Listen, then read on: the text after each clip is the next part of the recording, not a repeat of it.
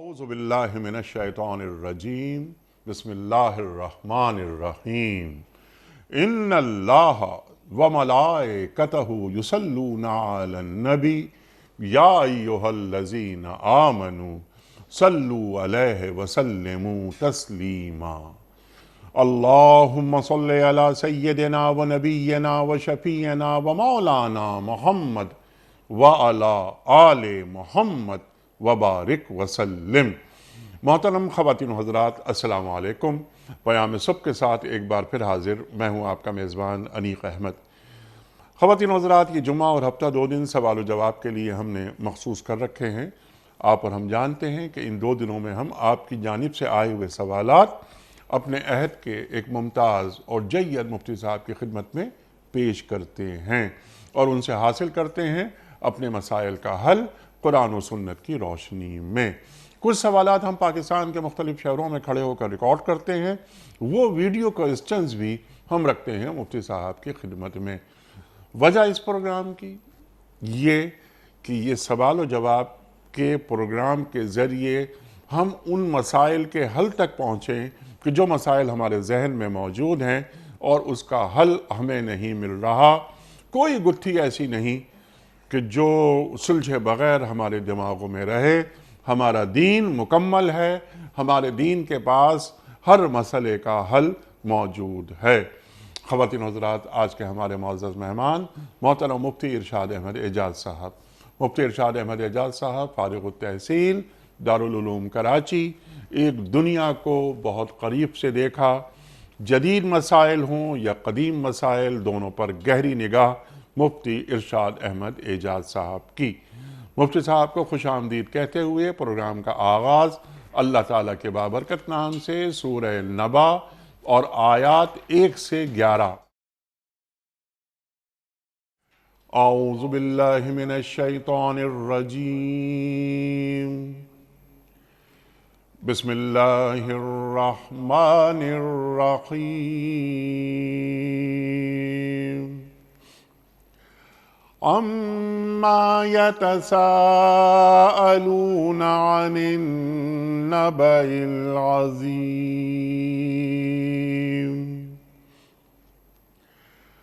الذي هم فيه مختلفون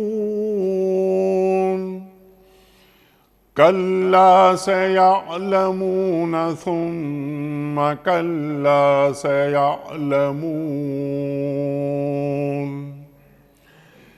ألم نجعل الأرض مهادا والجبال أوتادا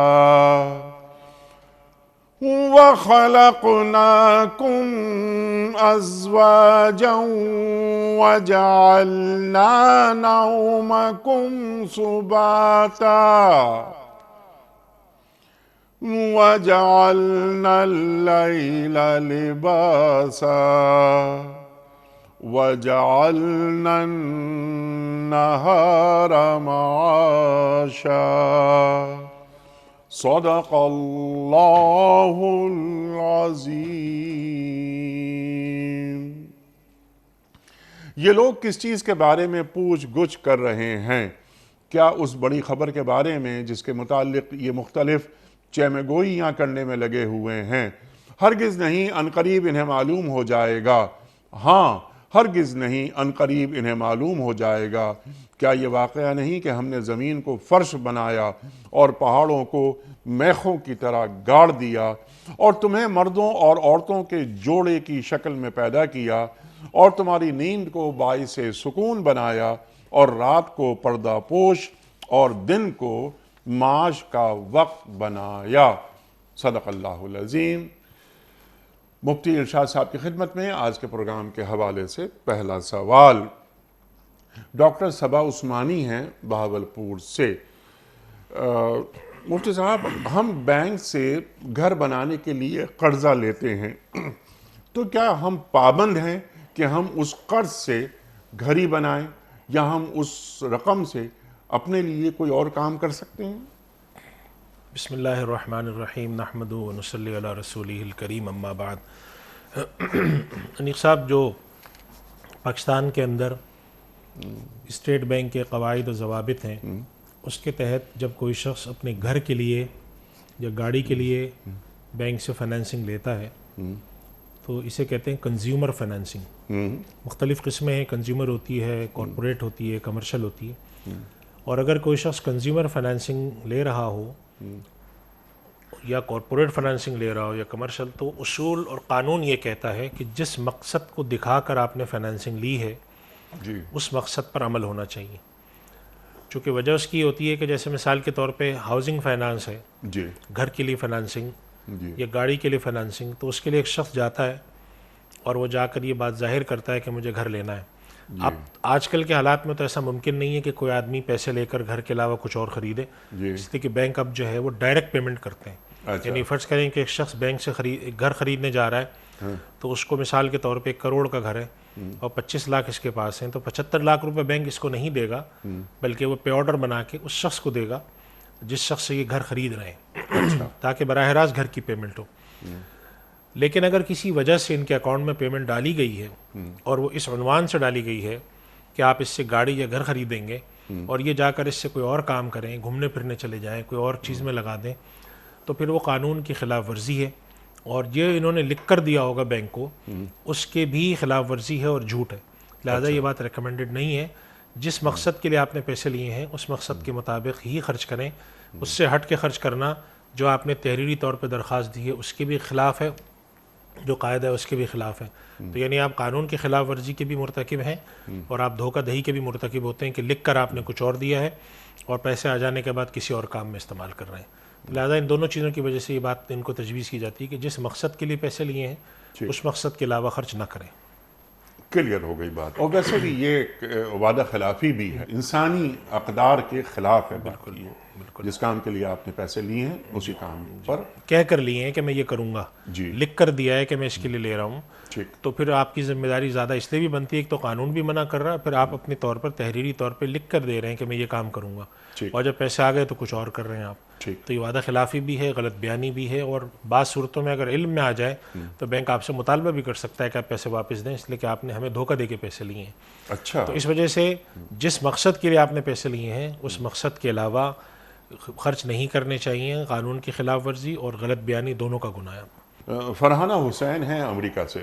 سوال ان کا بہت شاندار ہے. سوال یہ ہے، بلکہ سوالات ہیں، کہ مفتی صاحب مسلمان ریاست میں حاکم اور قاضی کے منصب پر فائز ہونے کی بنیادی شرائط کیا ہیں؟ کیا حاکم ہی قاضی ہوتا ہے یا کسی اور کو قاضی حاکم مقرر کر سکتا ہے؟ دیکھیے انیق صاحب، یہ جو سوال ہے یہ کافی تفصیل طلب ہے، اور یہ دراصل اس ایک پولیٹیکل ڈھانچے کے حوالے سے کوسچن ہے، ان کا سوال ہے کہ جو کسی اسلامی معاشرے میں جو حکومت ہے اور جو انتظام کار ہیں حکومت کے، ان کا سانچہ، ان کا طریقہ کار، ان کا ڈھانچہ کیا ہوگا.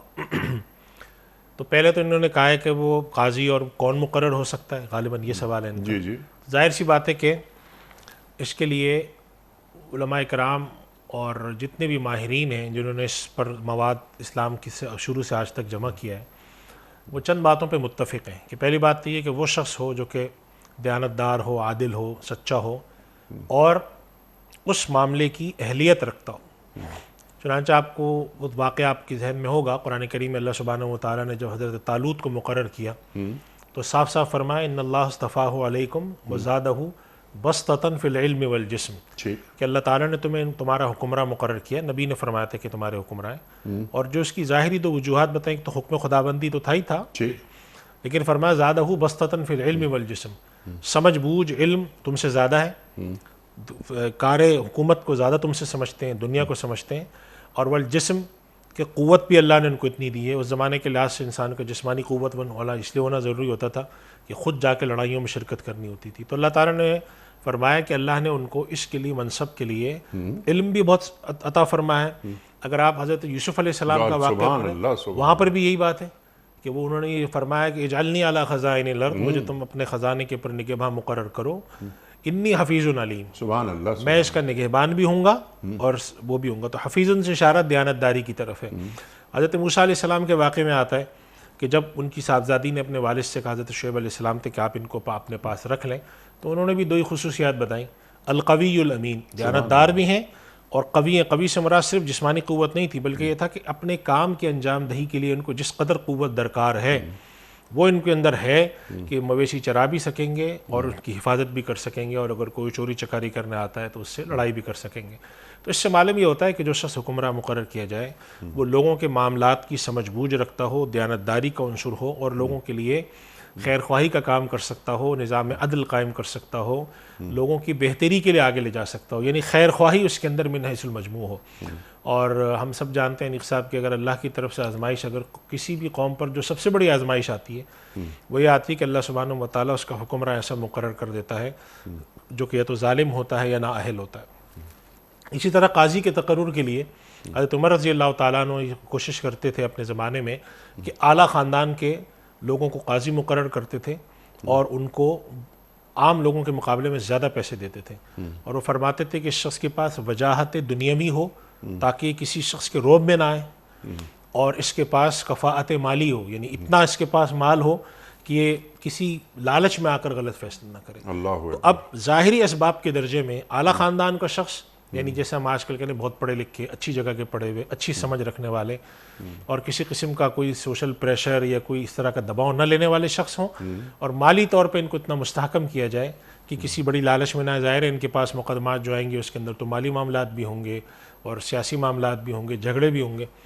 تو یہ دو چیزیں قاضی کے اندر دیکھنے کی بات حضرت عمر رضی اللہ تعالیٰ عنہ رکھتے تھے۔ آج بھی ہم یہ سمجھتے ہیں کہ آج کے دور میں بھی جو دنیا بھر میں کسی جج کو مقرر کرنے کے پیمانے ہوتے ہیں اس کے اندر یہ دیکھا جاتا ہے کہ وہ نظام انصاف اور عدالتی معاملے کے لیے کتنا کمپیٹنٹ، کتنا اس کے لیے اہلیت رکھتا ہے، کتنا سمجھتا ہے، اور اس کے ساتھ ساتھ اپنے فیصلے سنانے کے اندر، اپنے کام کو انجام دینے کے اندر اس کی صلاحیت کیسی ہے۔ بعض لوگ ایسے نہیں صاحب آپ نے دیکھے ہوں گے کہ علمی طور پہ تو بہت مضبوط ہوتے ہیں، لیکن اپنے کام کو انجام دینے کے اندر ان میں وہ کما حقہ صلاحیت نہیں ہوتی، کہ جیسے مثلاً ایک جج ہیں بہت پڑھے لکھے فاضل ہیں، کسی اعلیٰ ترین ادارے سے فارغ التحصیل ہیں، بڑے لوگوں کے ساتھ کام کیا، لیکن ان کے یہاں عدالتی فیصلے مثال کے طور پہ بہت تاخیر کا شکار ہوتے ہیں۔ اس کے مقابلے میں ایک اور جج ہیں کہ جو شاید اتنے پڑھے لکھے نہ ہوں، اتنا زیادہ ان کے پاس ڈگریاں نہ ہوں، لیکن وہ بہت احسن طریقے سے مقدمات کو جلدی جلدی فارغ کرتے ہیں۔ تو آج کے دور میں اس چیز کو بھی بہت اہمیت سے ساتھ دیکھا جانا ضروری ہے کہ نہ صرف یہ کہ ان کے پاس قابلیت ہو، سمجھ بوجھ ہو، فہم ہو، بلکہ اس کے ساتھ ساتھ جو لوگوں کی ضرورت ہے، ہمارے یہاں آپ جانتے ہی ہیں کہ کروڑوں تو زیادہ ہو جائیں گے، لاکھوں کے قریب مقدمات ایسے ہیں جو کہ مختلف عدالتوں میں پڑے ہوئے ہیں، اور آئے دن لوگ ضروری غیر ضروری ہر طرح کے مقدمے لے کر بھی عدالت پہنچے ہوتے ہیں۔ تو اس نظام میں جو مقدمات ہیں ان کی جلدی جلدی فیصلہ ہو، اور پھر نظام کے اندر ایک اور بات یہ ہے کہ ہمارے یہاں جو نظام عدل کے اندر خامیاں ہیں اس کے لیے ظاہر اکیلی ذمہ داری تو عدالت پر نہیں آتی، وہ تو حکومت پر بھی آتی ہے، لیکن وہ خامیاں بھی لوگوں کے علم میں ہوں اور اس کے ختم کرنے پر کام کیا جائے کہ لوگوں کو انصاف کی فراہمی جلدی ہو سکے۔ تو اس لحاظ سے قاضیوں کے لیے ایسا ہونا ضروری ہے۔ دوسرا سوال جو ان کا تھا کہ حکومت، حاکم خود قاضی ہوتا ہے یا کسی کو قاضی تقرر کرتا ہے؟ تو دیکھیے ہمیں اگر ہم ابتدائی اسلام سے دیکھتے ہیں تو ہمیں یہ معلوم ہوتا ہے کہ نبی کریم صلی اللہ علیہ وسلم کے یہاں دونوں باتیں تھیں کہ آپ صلی اللہ علیہ وسلم خود حاکم بھی تھے اور آپ قاضی بھی تھے، اور بلکہ آپ نے حضرت معاذ بن جبل رضی اللہ تعالیٰ عنہ کو جب یمن کا حکمراں بنا کے بھیجا تھا، والی یمن، گورنر، تو آپ نے ان سے یہ پوچھا تھا بما تقضی یا معاذ، معاذ تم لوگوں میں فیصلے کیسے کیا کرو گے؟ تو اس سے معلوم یہ ہوتا ہے کہ کوئی ایسا منضبط ڈھانچہ نہیں ہے کہ حاکم الگ ہو اور قاضی الگ ہو، حاکم اور قاضی دونوں ایک بھی ہو سکتے ہیں۔ لیکن ہمیں یہ بات بھی نظر آتی ہے کہ حضرت علی رضی اللہ تعالیٰ، حضرت عمر رضی اللہ تعالیٰ عنہ کے زمانے سے حضرت علی رضی اللہ عنہ کے زمانے تک قاضی شریح رحمہ اللہ قاضی رہے ہیں۔ تو اسی زمانے میں یعنی کہ خود خلافت راشدہ میں یہ تصور ہمیں ملتا ہے کہ حکمراں نے قاضی القضات کا جو منصب تھا وہ الگ رکھ کر دیا تھا، یعنی قضا کا معاملہ لوگوں کو الگ کیا، اور اسلام کی تاریخ میں بھی یہ ملتا ہے ہمیں کہ قاضی ہمیشہ حکمرانوں سے الگ رہے ہیں، اور آج کی دنیا میں بھی یہ بات بہت مستحکم ہے۔ اور اس کی بڑی وجہ یہ ہوتی ہے کہ بسا اوقات جو مقدمات آتے ہیں وہ خود حکمراں کے خلاف آتے ہیں، عدالت میں جو قضیے آتے ہیں وہ حاکم کے خلاف آتے ہیں، ریاست کے خلاف آتے ہیں۔ تو اب اگر قاضی بھی اسی کو بنا دیا جائے جو حاکم ہو تو پھر یہ ایک مصلحت کے بالکل خلاف بات ہوگی، جسے ہم کہتے ہیں کہ آپس میں مفادات کا تصادم ہوگا۔ اس وجہ سے دنیا میں، اور اب تو دنیا میں یہ چیزیں بہت زیادہ منقع ہو چکی ہیں، بہت واضح ہو چکی ہیں، لہٰذا صحیح اور بہتر طریقہ کار یہ ہے کہ حاکم وقت میں اور قاضی میں ایک فرق ہونا چاہیے، قاضی ایک الگ ہو حاکم الگ ہو، اور اس کی وجہ یہ ہے کہ بسا اوقات حکمراں ایسے فیصلے کرتے ہیں جس میں زیادتی بھی ہو سکتی ہے، ظلم بھی ہو سکتا ہے، قانون کی خلاف ورزی بھی ہو سکتی ہے، چونکہ ان کے پاس قوت ہوتی ہے، قوت قاہرہ ان کے پاس ہوتی ہے، تو لہٰذا وہ بہت سارے ایسے کام کرتے ہیں جسے ہم کہتے ہیں کہ آئین کے، دستور کے خلاف ہیں، حقوق انسانی کے خلاف ہیں۔ تو اب لوگ ان کے خلاف اگر اپنا مقدمہ لے کر جائیں گے تو کسی ایسے طرف جانا چاہیے جن کے اوپر حکمرانوں کا ایسا اثر رسوخ نہ ہو کہ وہ فیصلے آگے پیچھے کرا سکیں۔ عدلیہ انڈیپینڈنٹ ہو۔ تو اب دنیا میں جو بڑا واضح تصور آ چکا ہے کہ قانون بنانے والے، مقننہ اور حکومت چلانے والے، انتظامیہ اور انصاف کا فیصلہ کرنے والے یعنی عدلیہ، ان تینوں کو اس معنی میں ایک دوسرے سے الگ الگ ہونا چاہیے کہ ایک دوسرے کے اوپر یہ ایسے اثر نہ ڈال سکیں کہ جیسے ایک جو آدمی کوئی شخص جو ہے وہ اپنے ماتحت پر اثر ڈالتا ہے۔ آپس میں کسی نہ کسی درجے میں تو ظاہر ربط ہوگا کہ ملک کے ادارے ہیں، تو یہ تو ہم نہیں کہہ سکتے کہ ان کے درمیان جو انفصال تام ہے کہ جسے ہم کہتے ہیں کہ یونیورسل انڈیپینڈنس ہے، لیکن ایسی انڈیپینڈنس ہوتی ہے کہ کوئی ایک دوسرے کے اوپر دباؤ ڈال کر اس سے جبری طور پر کوئی فیصلہ کرا لے، ایسا نہیں ہے۔ ایک جو ہے وہ اپنے دائرے میں کام کرے، دوسرا اپنے دائرے میں کام کرے، اور اس کا جو بنیادی مقصد ہے، یہ جو ہم کہتے ہیں عدلیہ کا خود مختار اور آزاد ہونا یا انتظامیہ کا، اس کا بنیادی مقصد یہ ہے کہ مفادات کے تصادم میں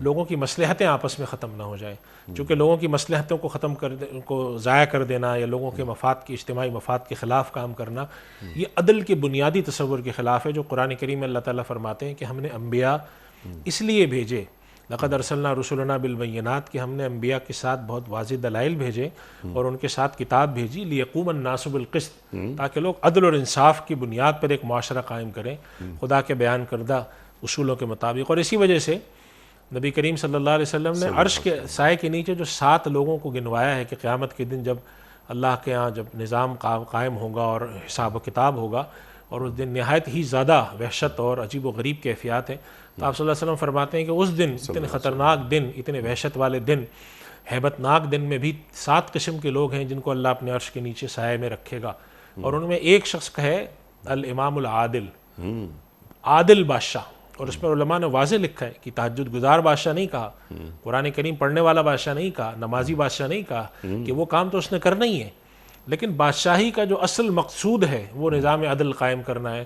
اگر وہ اس میں ناکام ہے تو پھر وہ ہو سکتا ہے کہ اپنے ساتھ نمازیں، اپنے ساتھ حج اور چیزیں لے جائے، اللہ تعالیٰ ان چیزوں کو بھی قبول کرے، لیکن ساتھ اس کے بارے میں سوال کرے، اور پھر جب اس کو تولے تو وہ معلوم ہو وہ چیزیں نیچے چلی جائیں۔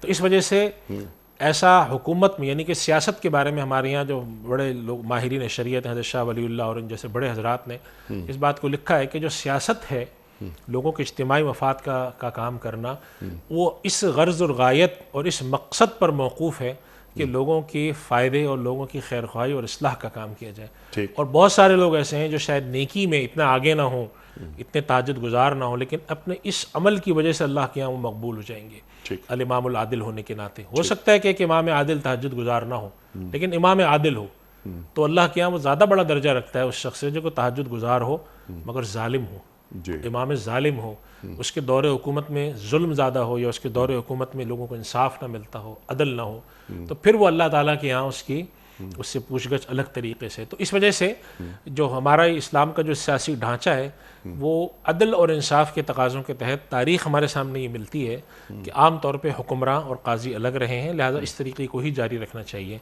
لیکن ایسا بھی ہوا ہے ابتدا میں کہ کہیں پر قاضی اور حکمراں ایک بھی رہے ہیں، اللہ کے نبی صلی اللہ علیہ وسلم قاضی بھی تھے، آپ حکمراں بھی تھے، اور اس طرح کی چیزیں سامنے آئی ہیں۔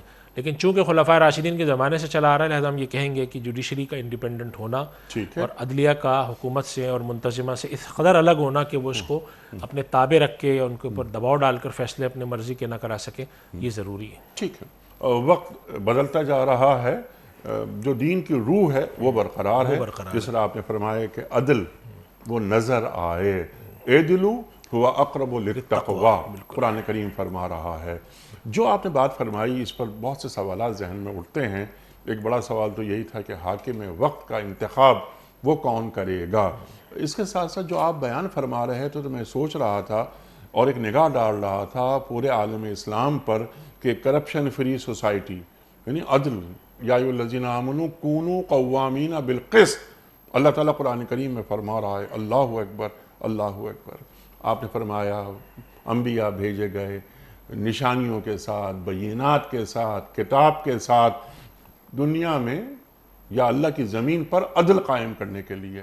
اب ذرا ہم ایک نگاہ ڈالیں، یہ 57-58 جو مسلمان ممالک ہیں دنیا میں، تو جہاں عادلانہ نظام ہونا چاہیے تھا کیونکہ دین کا تقاضا ہے، اکثر ممالک میں نظر نہیں آتا۔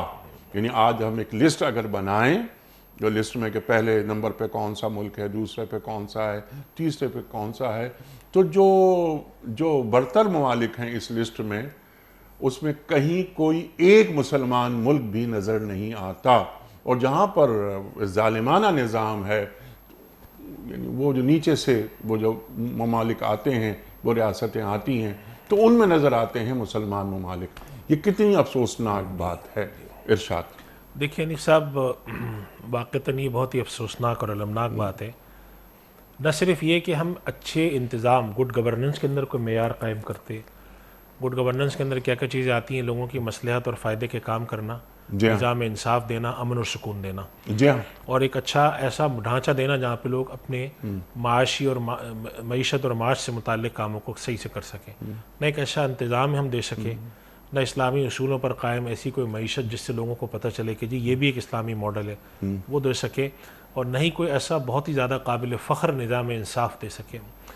اور یہ افسوسناک بات ہے، اور ہمیں اس کی توقع رکھنی چاہیے کہ جب اللہ تعالیٰ مسلمانوں کو عروج دے گا تو یہ ہمیں توقع رکھنی چاہیے کہ یہ چیزیں بہتر ہوں گی تو عروج ہوگا۔ خالی لڑائی جھگڑے کر کے یا دعوے کر کے عروج نہیں ہوتا۔ عروج کے لیے ضروری ہے، اللہ تعالیٰ نے ایک اصول بنایا ہے کہ اجتماعی طور پر جو نظام قائم ہوتے ہیں ان کو اللہ عدل کی صورت میں برقرار رکھتا ہے، ظلم کی صورت میں ختم کر دیتا ہے۔ بڑا مشہور ہے جملہ کہ ظالم حکومتیں، ظالم معاشرے نہیں رہتے، فاسق معاشرے رہ سکتے ہیں، چونکہ اجتماعیت کو اللہ نے اصل رکھا ہے عدل پہ۔ اگر عدل پہ اجتماعیت برقرار نہیں تو پھر اس کو اللہ تعالیٰ بکھیر دیتا ہے۔ تو اگر عدل کا نظام ہم اچھا رکھیں، اور عدل کا مطلب یہ نہیں کہ ایک آدمی عدالت میں جائے تو صرف انصاف ملے، یہ مطلوب نہیں ہوتا۔ عدل کا تصور دین میں بڑا ہے، جیسے دیانت کا تصور بڑا ہے، اور ہم نے اس کو محدود کر دیا پیسوں تک کہ بھائی جی پیسے اگر میں صحیح حساب کتاب دیتا ہوں تو میں دیانتدار ہوں۔ نہیں، دیانت کا یہ ہے کہ آپ اپنی ذمہ داریاں اور اپنی فرائض کے اندر کسی قسم کے مفاد کو اپنے ذاتی ترجیح نہ دیتے ہوں۔ اگر ایک آدمی کرپشن نہیں کرتا، کسی سے پیسے لے کر نہیں کھاتا، لیکن وہ ریاست سے یا اپنے تعلقات کی بنیاد پر اپنے لیے فیور حاصل کرتا ہے، تو وہ بھی ایک طرح کی بددیانتی ہے، بدعنوانیاں ہیں۔ تو جسے ہم بدعنوانی کہتے ہیں، تو ہمارے ہاں اگر ہم نوٹ کریں تو ہمارے ہاں بدعنوانی اور ہمارے ہاں بد انتظامی، یہ دونوں چیزیں اپنے عروج پر ہیں، اور ان دونوں چیزوں کو جو لوگ کرتے ہیں وہ در حقیقت اگر اللہ نے ان کو اختیار دیا اس کے باوجود یہ چیز رہتی ہے تو وہ خیانت کے مرتکب ہے۔ ٹھیک ہے، اختصار کے ساتھ اس کا حل۔ دیکھیے انیس صاحب، ظاہر سی بات ہے کہ حل تو اپنے پاس سے کرنا پڑے گا۔ اللہ تعالیٰ فرماتے ہیں ان اللہ لا یغیر ما بقوم حتی یغیروا ما بانفسہم۔ اگر ہم اپنے اندر دیانت نہیں پیدا کرتے اور ہمیں اس چیز کا احساس نہیں ہوتا کہ جو اللہ نے ہم پر فرض دیا ہے، یعنی جیسے ہم اکثر پروگرام میں یہ بات کرتے ہیں، ایک تو دین کا تصور ہوتا ہے نا کہ ہمارا دین ہمیں ایک تعلیم دیتا ہے، ایک آج تک انسانی معاشرے جو چاہے وہ دین وار نہ بھی ہوں، ان کا بھی ایک تصور ہے نا کہ آپ کے پاس اگر اقتدار اور حکومت آئے تو آپ کا رویہ کیا ہو، کہ آپ اپنے اقتدار کو، اپنی طاقت کو ایک ایسے بھیانک طریقے سے استعمال کریں۔ اچھی بات آپ نے کہی کہ اگر آپ کے پاس اقتدار یا حکومت آئے، فوراً یاد آتی ہے آیت سورہ حج کی آیت نمبر 41 کہ الذین ان مکناہم فی الارض اقاموا الصلاۃ وآتوا الزکاۃ وامروا بالمعروف ونہوا عن المنکر۔ یعنی دین بھی قائم کریں گے اور امر بالمعروف اور نہی عن المنکر بھی کریں گے، نظام انصاف بھی دیں گے، عدل بھی دیں گے، اور ساتھ ساتھ یہ بھی کریں گے کہ کہیں پر اگر ظلم ہوتا ہو تو اس کو ختم کرنے کی کوشش کریں۔ ہمارے معاشرے میں انیس صاحب میں نے دیکھا ہے، ایسا آپ بھی یقیناً ایسے لوگوں سے ملتے ہوں گے کہ ہم کسی بھی اس میں چلے جائیں، حکومت کے اندر چلے جائیں، وزارتوں میں چلے جائیں، بیوروکریسی میں، بعض بڑے اچھے دیانتدار اللہ والے لوگ ملتے ہیں ہمیں، لیکن اتنا خراب جکڑ بندش والا نظام ہو گیا، اتنا متعفن بدبودار ہو گیا ہے کہ وہ چند لوگ اس میں کچھ کر نہیں پاتے، کسمسا کے رہ جاتے ہیں، اور اگر زیادہ کچھ کریں تو ان کو سائیڈ میں کر دیا جاتا ہے، ہٹا دیا جاتا ہے کہ کس قسم کے بیوقوف لوگ ہمارے نظام میں گھس گئے آ کر کہ نہ خود کھاتے ہیں نہ ہمیں کھانے دیتے ہیں، اور وہ خود بھی اپنے آپ کو مسفٹ سمجھنے لگتے ہیں، مسفٹ سمجھتے ہیں، پھر وہ اپنے آپ کو عافیت سے زندگی بسر کرنے کے لیے وہ خود کونے میں ہو جاتے ہیں، کہتے ہیں ہمیں فلاں بڑے کام پر مت لے جاؤ۔ یہ المیہ ہے، اور اگر اس کا ادراک ہم نہیں کریں اور ہم چاہیں کہ ہم ہر چیز تو اس کو کون اس کا کا علی صاحب دیکھیں اس کا حل بڑا ہر آدمی سمجھتا ہے کہ اس کا حل کیا ہے. اللہ آپ کو اگر کوئی چیز کسی بھی جگہ بٹھاتا ہے, اگر آپ ایک پان کے ٹھیلے پر بھی کھڑے ہوتے ہیں تو جس قدر آپ کا دائرہ اختیار ہے اس میں آپ دیانت کریں. سبحان آپ کا دائرہ اختیار پان کا ٹھیلا ہو یا پورا ملک ہو, اگر مزاج میں دیانت نہیں ہے تو جیسے ہم یہ شکایت کرتے ہیں, ہمارے بڑے بزرگ کہتے تھے کہ اگر آپ یہ شکایت کرتے ہیں کہ حکمراں ہمارا ایسا ہے تو آپ اپنے آپ کو بھی دیکھیں, آپ کے پاس بھی اگر اقتدار آئے تو شاید آپ بھی یہی سب کرتوت کریں.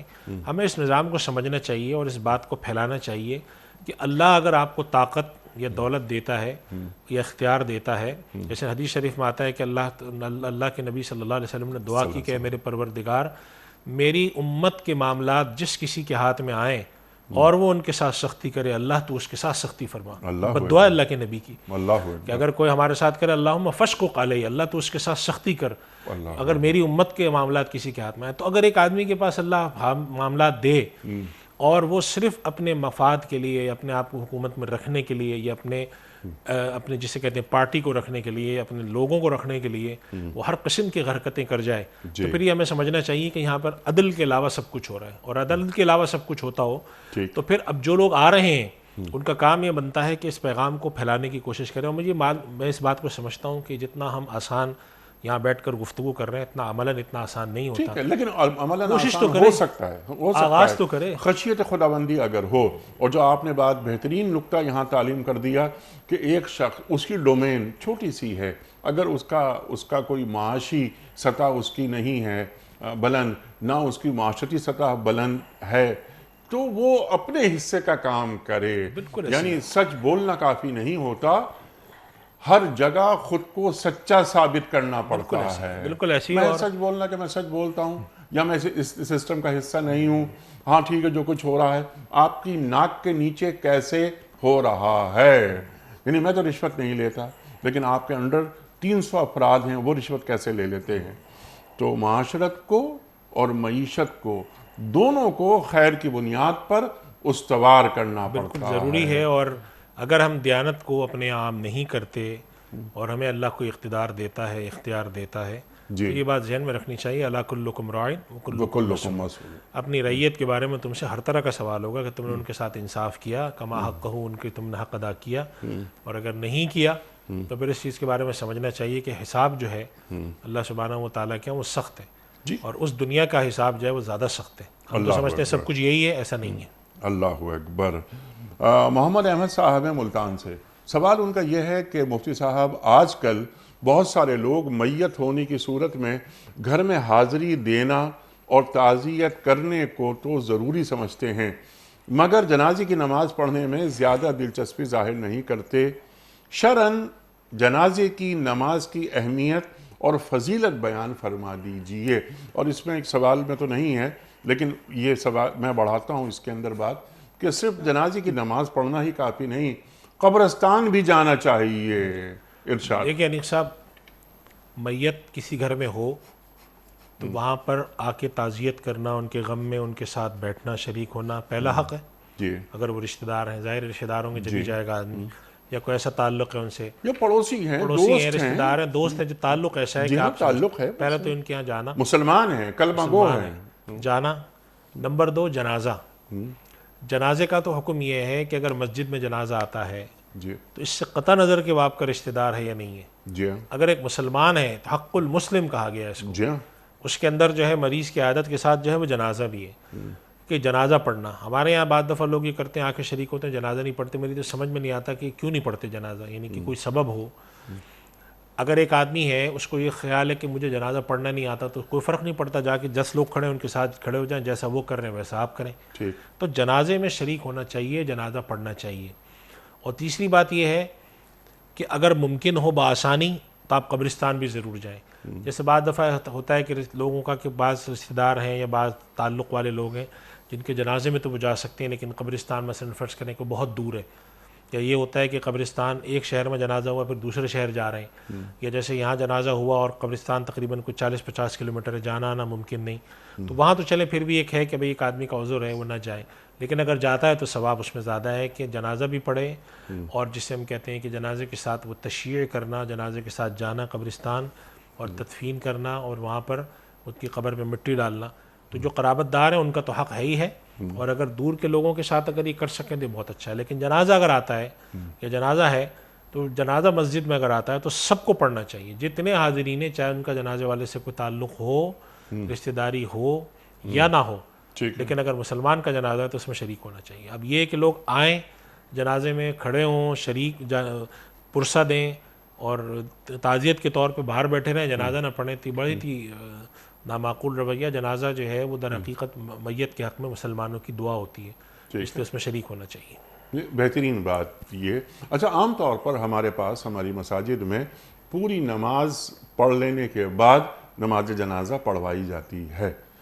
تو بعض لوگ دفتر چھوڑ کر جاتے ہیں, نماز پڑھتے ہیں اور نماز پڑھ کر فوراً آ جاتے ہیں, یعنی فرض انہوں نے پڑھے تو فوراً نکل گئے. اگر نماز جنازہ کی جو ادائی ہے اس تک وہ رکتے ہیں تو پھر دفتر کے کام وغیرہ متاثر ہونے کا اندیشہ ہوتا ہے.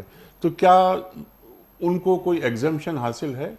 جی حاصل ہے, کر سکتے ہیں وہ. ہم تو ہمارے یہاں مشورہ ہی دیا جاتا ہے کہ بہتر یہ ہے کہ اگر سنتیں لمبی ہیں, ایک تو یہ کہ سنت مختصر ہے, جیسے مغرب کے بعد 2 سنتیں, بسا اوقات لوگ ظہر کے بعد, تو بسا اوقات مساجد میں کوشش کی جاتی ہے کہ ان سے کہتے ہیں کہ سنتوں کے بعد جنازہ ہوا. اس کے پیچھے ایک حکمت یہ ہوتی ہے کہ اکثر مساجد ایسی ہیں کہ جن کے اندر ہال میں ہی جنازہ ہو رہا ہوتا ہے, آگے محراب کے پاس جا کے باہر سے جنازہ رکھ دیتے ہیں. بعض میں ہم باہر آتے ہیں تو جب سلام پھیرتے ہیں تو کچھ لوگ ایسے ہوتے ہیں کہ جو اپنی بقیہ نمازیں پوری کر رہے ہوتے ہیں. تو عام طور پہ جو اگر فوراً جنازہ شروع کیا جائے تو جنازوں کی صفوں میں بڑا خلل ہوتا ہے. تو اس کے لیے عام تجربے کی بات دیکھی گئی کہ اگر نماز کے بعد مختصر ہے کوئی, جیسے عشاء کی نماز کے بعد جنازہ ہے فرض کریں, تو سنتیں پڑھ کے آپ جنازہ پڑھ لیں, وتر بعد میں پڑھیں. اور اگر آسانی ہے, جیسے عصر کے بعد تو سنتیں نہیں ہیں, تو پھر فوراً جنازہ پڑھ لیں. تو کوشش یہ کریں زیادہ لوگ شریک ہوں. اگر زیادہ لوگ اس طرح شریک ہو رہے ہیں کہ سنتیں پڑھتے ہی فوراً جنازہ ہو جائے, اور زیادہ لوگ شریک ہیں کہ نماز کے فوراً بعد جنازہ ہو, تو پھر فوراً بعد جنازہ کر لیں, اس کے بعد لوگ اپنی سنتیں پڑھ لیں. تو زیادہ لوگ شریک ہوں تو اچھا ہے, زیادہ لوگ شریک ہوں تو اچھا ہے. اور نماز جنازہ پڑھنی چاہیے, ہر مسلمان کے لیے ضروری ہے, اور بہتر یہ ہے اور افضل یہ ہے کہ جنازہ پڑھ لینے کے بعد میت کے ساتھ قبرستان تک جائیں. ہم دیکھتے ہیں کہ عام طور پر جنازے میں, نماز میں بہت سارے لوگ ہوتے ہیں, کوئی 100, 150, 200, 400 افراد ہوتے ہیں, لیکن قبرستان میں کوئی 12 افراد نظر آتے ہیں ہمیں. بہتر یہ افضل تو ہے کہ جانا چاہیے, افضل تو یہی ہے, افضل یہی ہے. ٹھیک ہے. اگلا سوال ہے محمد سجاد صاحب کا کراچی سے. انہوں نے اپنی زمین پر RO پلانٹ لگایا ہے اور وہ کھارے پانی کو میٹھا کر کے بیچ رہے ہیں. تو کسی نے ان سے یہ کہا کہ جناب والا یہ پانی آپ بیچ رہے ہیں تو پانی بیچنا تو کوئی یعنی ناجائز ہے, یہ حرام کام آپ کر رہے ہیں. تو پوچھنا چاہ رہے ہیں کہ کیا یہ کھارے پانی کو میٹھا کر کے فروخت کرنا شرعاً جائز ہے؟ اصل میں بعض روایات ایسی آتی ہیں جس سے معلوم ہوتا ہے کہ پانی کو بیچنا نہیں چاہیے. تو اس کا مفہوم یہ ہے کہ عام جگہ پہ جیسے پانی کہیں پر ہے, جیسے دریا ہے, تو وہاں جگہ میں نے گھیر لی اور پانی بیچ رہا ہوں, تو وہاں تو ممانعت ہے, عام آدمی جا سکتا ہے, جا کر پانی پینے دیں آپ.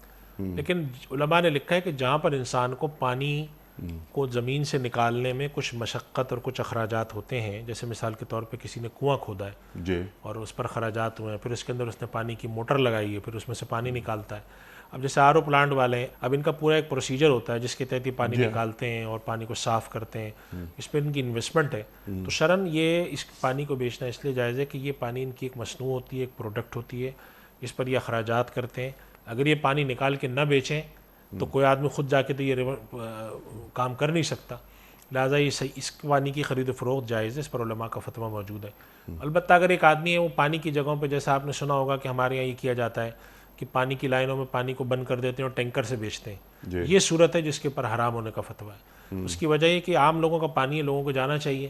تو آپ کے پاس اکثر خبر آتی ہے کہ انہوں نے مین لائن کے وال بند کیے ہوئے, لوگوں کو پانی نہیں مل رہا, اور پھر وہ جو ہائیڈرنٹ سے جو ہے وہ ٹینکر بھر بھر کے پانی بیچے جا رہے ہیں. تو یہ عام لوگوں تک آنے والے پانی کو روک کر اور اس سے پیسے کمانا, جیسے ہمارے یہاں ٹینکر مافیا کے بارے میں کہا جاتا ہے. سب تو ایسے نہیں ہیں, لیکن بہرحال ایسے لوگ ہیں کہ جو پانی کی سپلائی کو روکتے ہیں, اور جو پانی جو لوگوں کے لیے پانی جا رہا ہے عام, اس پانی کو خود نکال کر اپنی گاڑی میں اور اس کو بیچتے ہیں, وہ صورت پھر ناجائز ہے. اسی طرح بعض RO پلانٹ والوں کے بارے میں شکایت ملی کہ انہوں نے RO پلانٹ لگایا اور پانی کی جو اصل لائن ہے جس سے لوگوں کو مفت پانی آتا ہے, سرکاری لائن, اس میں سے پانی کھینچ کے وہ اس کو پروسیس کر کے بیچتے ہیں، وہ بھی ناجائز ہے، اس لیے کہ وہ پانی جو ہے عام لوگوں کا پانی ہے جو حکومت لوگوں کو سپلائی کر رہی ہے، اس میں ان کا کوئی خرچہ نہیں ہے، اور یہ اضافی پانی جو لے رہے ہیں یہ قانوناً بھی غلط ہے۔ البتہ اگر کوئی کنواں کھودتا ہے، اس کے اندر وہ باقاعدہ پانی نکالتا ہے جو کہ کھارا ہے، اور پھر اس کے اوپر وہ پروسیس کرتا ہے، تو وہ پانی پھر اس کے لیے بیچنا درست ہے، اس لیے کہ وہ عام لوگوں کے پاس تو نہیں ہے وہ پانی، یہ اپنی محنت سے اپنے اخراجات سے نکال رہا ہے۔ یہ بالکل اسی طرح کی بات ہے کہ جیسے مسلمانوں کے یہاں قدیم دور سے وہ جسے کہتے ہیں سقا آتے تھے اور مشکیزے میں پانی لاتے تھے تو وہ بیچتے تھے پانی، وہ کیا ہوتا تھا کہ وہ کہیں دور گئے دریا سے کنویں سے پانی لے کر آئے، اب ان کی جانے میں آنے میں ان کی محنت ہے، ان کی مشقت ہے، پھر وہ آ کر لوگوں کے گھروں میں پانی دیتے ہیں، تو ایسی صورت میں پھر ان کے لیے پانی کا معاوضہ لینا شرعاً درست ہے۔ تو یہ فرق اس لحاظ سے ہے، اگر کسی نے ان کو یہ کہہ دیا پانی بیچنا حرام ہے تو وہ انہوں نے طرح میں 2-3 باتیں گڈمٹ کر کے ان کو کہہ دی ہیں، ایسا نہیں ہے، مطلقاً بیچنا حرام نہیں، جو تفصیل میں نے عرض کی اس کے تحت ہے یہ معاملہ۔ اس کے تحت ہے۔ مفتی صاحب چند ویڈیو کوئسچنز آپ کی خدمت میں ہم رکھتے ہیں۔ پہلا سوال مفتی صاحب کی خدمت میں۔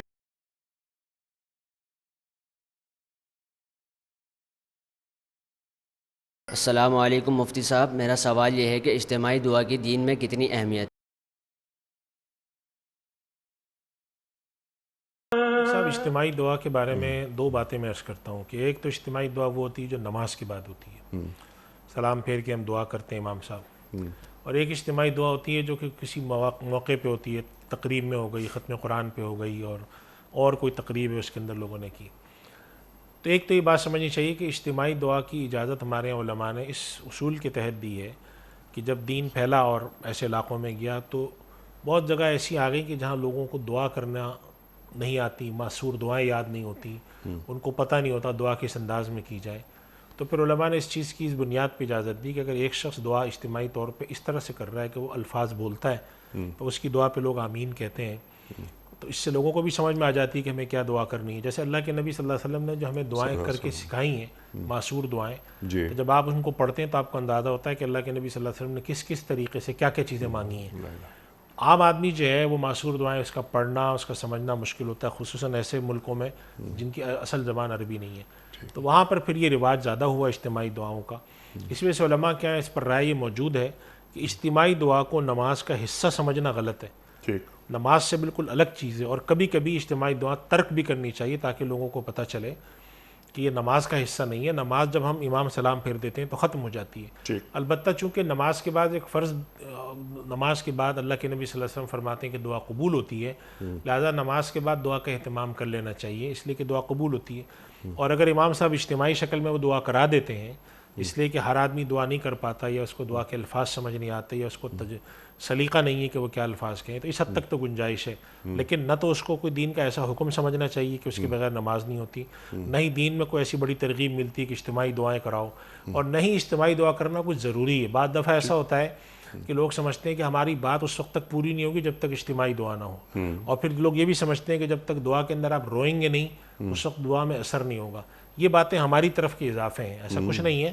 اگر اجتماعی دعا ہو سکتی ہے اور اس کے اندر سب لوگ شریک ہو سکتے ہیں، اور ان کو اس خیال سے بھی شریک ہوتے ہیں کہ دعا کے اندر امام صاحب یا جو بھی دعا کرا رہے ہیں وہ بہت اچھے الفاظ بولیں گے، ایسی ایسی دعا کریں گے کہ جو ہم شاید نہیں مانگ سکتے، ہمیں تجربہ نہیں ہے، اندازہ نہیں، اور وہ پھر دعا ہمارے لیے اچھی ہوگی، تو پھر تو ٹھیک ہے۔ لیکن کوئی دین کا حصہ سمجھنا یا لازمی سمجھنا جو شریک نہ ہو اس کے بارے میں الفاظ معیوب سمجھنا، یا یہ سمجھنا کہ جب تک کہ اجتماعی دعا نہیں ہوگی ہماری عبادت پوری نہیں ہوگی، تو یہ تصور غلط ہے۔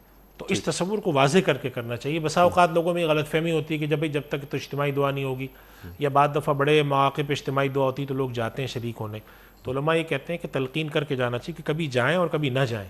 جیسے ہمارے یہاں تبلیغی اجتماع ہوتی ہے تو لوگ جاتے ہیں اس خیال سے، اور صحیح بھی ہے کہ اتنے اللہ کے بندے جمع ہیں اللہ کے پاس، جب اتنی ساری دعائیں کرنے والے ہوں تو حدیث شریف میں آتا ہے کہ بہت سارے لوگ جب دعا کرنے والے جمع ہوتے ہیں تو ان کے بیچ میں کوئی ایک آدمی کی دعا قبول ہوتی ہے تو باقیوں کی بھی ہو جاتی ہے۔ تو اگر اس نیت سے کوئی جاتا ہے، یا جیسے میدان عرفات کا جب حج ہوتا ہے تو ہمارے یہاں لوگ بعد دفعہ ٹی وی پہ بیٹھ کے وہاں دعا ہو رہی ہوتی ہے تو یہاں پہ بھی ہاتھ اٹھا لیتے ہیں، تو وہ اس حد تک تو گنجائش ہے کہ بھائی ٹھیک ہے دعا ہو رہی ہے، ایک آدمی نے کہا میں بھی شریک ہو جاؤں، لیکن یہ کہ کوئی اس کو بڑا دین کا حصہ سمجھنا، یا وہاں جا کے جائے بغیر سمجھنا کہ شاید کام نہ چلے اور لوگوں کو جمع کر کے لے جانا، تو یہ چیز پھر جو ہے دین کے اصل تصور کے چونکہ اندر یہ موجود نہیں ہے، اور جو چیز دین کے اصل تصور و تعلیم میں موجود نہ ہو اور اس کو عبادت سمجھ کے کرنا، یہ پھر اصولی طور پہ غلط بات ہو جاتی ہے، لہٰذا اس سے بچنا چاہیے، اور ان دونوں فرق کو واضح رکھتے ہوئے اگر کوئی اجتماعی دعا کرتا ہے تو اس کی اجازت ہے۔ اس کی اجازت ہے.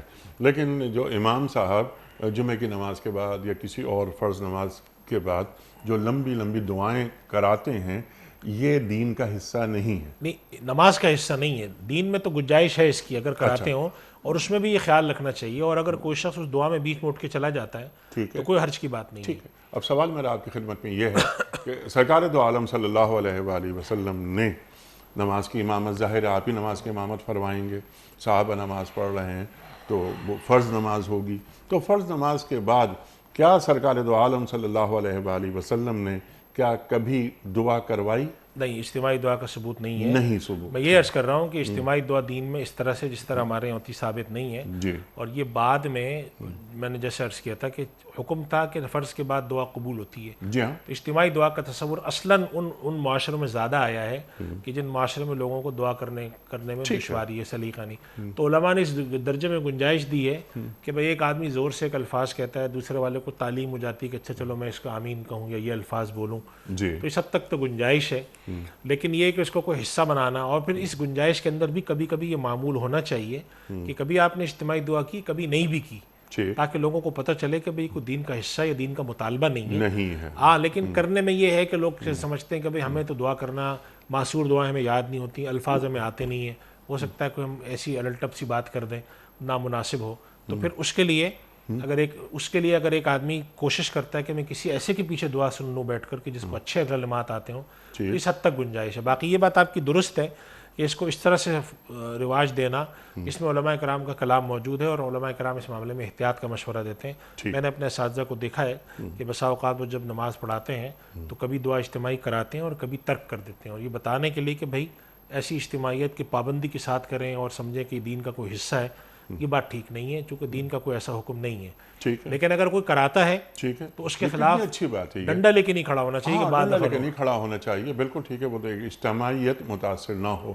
لیکن ہم نے اپنی زندگی میں، یعنی ہم سے مراد یہ کہ میں کہتا ہوں، میں اپنی پوری زندگی میں نے کوئی ایک جمعے کی نماز بھی ایسے نہیں پڑھی کہ جس کے بعد امام صاحب نے لمبی دعا نہ کرائی ہو. لیکن اس کا حل آپ نے تفصیل سے بیان کر دیا، میں اسے ریپیٹ نہیں کر رہا.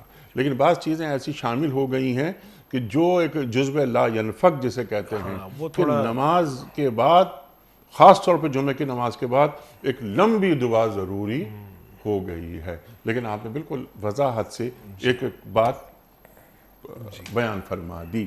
اگلا سوال مفتی صاحب کی خدمت. السلام علیکم مفتی صاحب، میرا سوال یہ ہے کہ کسی بینک سے لون لے کر حج یا عمرہ کیا جا سکتا ہے، اور جبکہ اس لون پر زیادہ رقم بھی دینی؟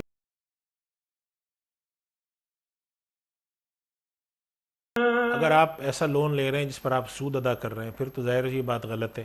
اچھا. آپ نہیں لے سکتے. بعض یہاں پر حج کی، جیسے ایک مثال دیتا ہوں، ملائیشیا نے ایک اپنے یہاں اسکیم شروع کی تھی، بہت پرانی ہے، 1960-70 میں. اور انہوں نے یہ کیا کہ لوگوں سے کہا کہ آپ پیسے اپنی سیونگ کریں اور تھوڑے تھوڑے پیسے جمع کریں ہمارے پاس. بڑا مشہور دنیا کے اندر بہت ایک اسٹیٹ آف دی آرٹ ہے، تابنگ حاجی جس کا نام ہے. کیا نام ہے؟ تابنگ حاجی. اچھا. ان کی ملائیشیا زبان میں کوئی تابنگ حاجی. اچھا، یہ جو عرب ممالک ہیں وہاں پر بھی یہ انا حاجی کے نام سے، وہاں پر وہ جو اسکیم شروع ہوئی ہے وہ الگ ہے. وہ میں عرض کرتا ہوں آپ کو. تابنگ حاجی کا تصور یہ تھا کہ وہ لوگوں سے کہتے تھے کہ بچہ پیدا ہوا ہے، آپ اس کے نام سے کچھ پیسے جمع کرانا شروع کر دیں، 100 روپے مثلاً. جب یہ 25 سال 26 سال کا ہوگا تو آپ کے پیسے جمع ہو کر انویسٹ ہوتے اتنے ہو چکے ہوں گے، تھوڑے سے پیسے آپ ملائیں حج پہ چلے جائیں. یہ بسا اوقات وہ خود سارا بندوبست کراتے تھے. تو ایک تو یہ طریقہ ہے. دوسرا طریقہ ہے کہ بعض جگہوں پر انا حاجی یا اس طرح کی، پاکستان میں بھی ایک آدھ دفعہ شروع ہوا تھا کہ بعض اسلامی بینکوں نے ایک طریقہ کار متعارف کرایا. پاکستان کے اندر ایک اور ادارہ بھی تھا اس کے اوپر کوشش کر رہا تھا، لیکن ابھی تک وہ کیوں نہیں آ سکا ہے. ان کا تصور یہ تھا کہ ہم لوگوں سے کہیں گے کہ اصل جو مسئلہ لوگوں کا ہوتا ہے وہ یہ ہوتا ہے کہ وہ پیسے جمع نہیں کر پاتے، جمع کرتے ہیں کوئی ضرورت آئی خرچ ہو گئے، تو وہ ان سے کہیں گے کہ آپ پیسے ہمارے پاس جمع کرائیں اور ہم آپ کے پیسوں کو انویسٹ کریں گے اور دیکھتے رہیں گے کہ آپ کا کب نمبر آتا ہے. ٹھیک. آپ کا نمبر آیا تو آپ وہ پیسے لیں اور جو بقیہ پیسے ہم آپ کو پاس اس کے اندر آپ کو پیکج کی کو خرید کر آپ کو دے دیں گے. آپ وہاں سے حج کر کے آئیں اور آ کے بقیہ پیسے ہمیں ادا کر دیں. تو اگر وہ اس جائز طریقہ کار کے تحت ہے پھر تو ٹھیک ہے، لیکن اگر آپ سود پر قرضہ لے کے جا رہے ہیں پھر غلط ہے. ایک تو یہ بات ہے. دوسری بات یہ ہے کہ بعض دفعہ جو اصل بات میں عرض کرنا چاہ رہا ہوں وہ یہ ہے کہ قرض لے کر حج کرنا یا اپنے پر مالی بوجھ لگا کر حج کرنا، اس صورت میں ہمارے علماء اس کی اجازت دیتے ہیں کہ اگر ایک آدمی کے پاس مالی حیثیت تو اچھی ہے لیکن کیش کا مسئلہ ہے، چونکہ آج کل ایک مسئلہ یہ ہوتا ہے کہ لوگوں کے پاس مالی حیثیت تو ہوتی ہے، سونا بھی ہے، چاندی بھی ہے، پلاٹس بھی ہیں، سب کچھ ہے، لیکن بیک وقت وہ 10 لاکھ روپے 8 لاکھ روپے کیش نہیں نکال پاتے، تنخواہ آتی ہے گھر میں خرچ ہو جاتی ہے. تو ایسی صورت میں یہ تو ان لوگوں کے لیے ممکن ہوتا ہے کہ وہ مہینے کے 50 ہزار کر کے نکال لیں، لیکن یکمشت 5 لاکھ 10 لاکھ یا آج کل جس طرح حج پہ لوگ جاتے ہیں، میاں بیوی 2 ہی لوگ چلے گئے تو 10 لاکھ روپے خرچہ آ گیا، وہ نہیں نکال پاتے.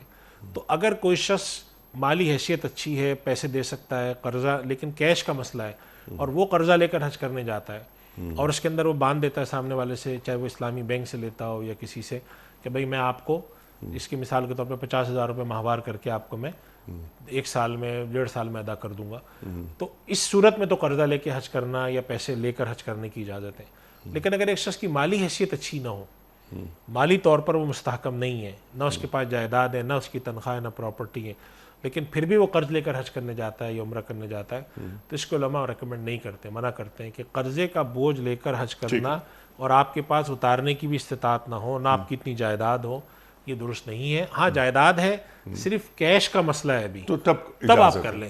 بالکل ٹھیک ہے. اور قرآن کریم فرماتا ہے نا من استطاع الیہ سبیلا، اسی کی پیش نظر بات ہے کہ من استطاع الیہ سبیلا.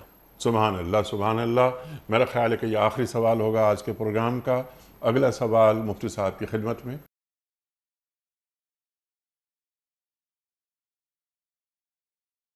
السلام علیکم. میرا سوال یہ ہے کہ انسان کو اللہ تعالیٰ سے مضبوط تعلق قائم کرنے کے لیے کیا کرنا چاہیے؟